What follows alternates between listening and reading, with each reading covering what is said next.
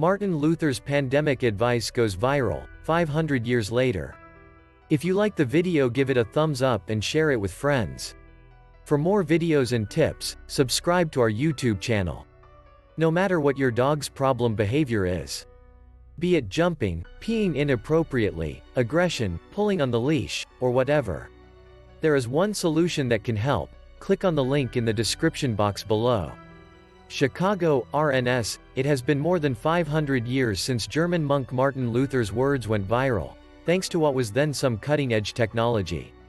In 1517, Luther's famed 95 Theses helped spark the Protestant Reformation after they were distributed far and wide with the help of the printing press, the 16th century's version of social media. Now his advice from a later letter, written in the midst of a 1527 pandemic, once again is making the rounds.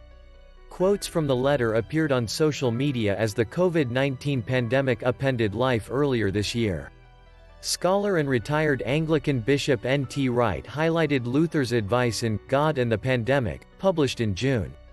And Christianity Today's website published the full letter, Whether One May Flee from a Deadly Plague, with Luther's byline, in May. "We're all trying to figure out how to navigate a worldwide pandemic," said the Reverend P.J. Mullen, pastor of family life and assimilation at Good Shepherd Church in Naperville, Illinois.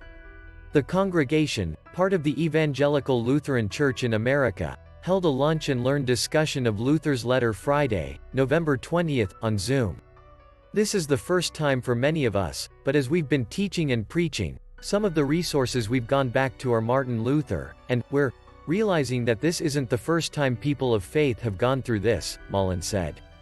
"Every once in a while, people actually pay attention to Luther's words," said the Reverend Kurt Hendel, the Bernard Fisher Westberg Distinguished Ministry Professor Emeritus of Reformation History at the Lutheran School of Theology at Chicago.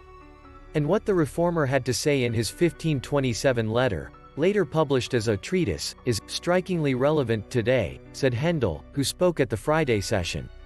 Luther wrote that letter in the midst of an outbreak of the bubonic plague in Wittenberg, according to the Professor Emeritus.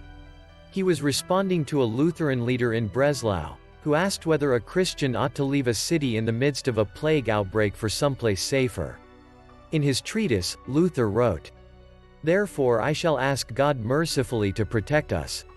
Then I shall fumigate, help purify the air, administer medicine, and take it. I shall avoid places and persons where my presence is not needed in order not to become contaminated and thus perchance infect and pollute others, and so cause their death as a result of my negligence." Ellipsis.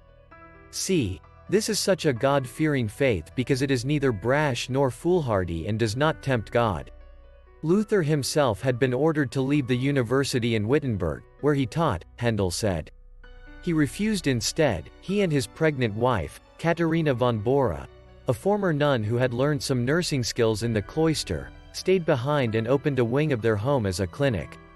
Those who are responsible for the spiritual and physical well-being of others must not flee an outbreak, but rather stay and care for people in the midst of it, Luther advised. However, they also must be careful not to make matters worse. Just as Luther recommended that his readers take and administer medicine, Hendel recommended Christians follow today's science. And just as Luther in characteristically colorful language called those who did not take care not to become infected or to infect others, murderers, the Professor Emeritus encouraged Christians to wear face masks and to weigh what God was calling them to do at this moment. Love for neighbor is the ultimate criterion that Christians must use as they choose what to think and plan and do, not only during a time of pandemic but in all times, in all aspects of their lives, Hendel said. The ELCA has embraced Luther's message throughout the pandemic. The largest Lutheran denomination in the United States gave the Reformer's pandemic advice the meme treatment in August on its Facebook page, accompanied by an illustration of the Reformer in a blue disposable face mask and the caption, "We pray and we act." And presiding Bishop Elizabeth Eaton, in addition to posting weekly video messages, has posted a selfie on Facebook with a statue of Luther in matching masks. Her message: "Be like Luther, wear a mask." This is Luke for Christian Daily News. Please don't forget to subscribe to our YouTube channel and hit the notification bell. Thank you for watching.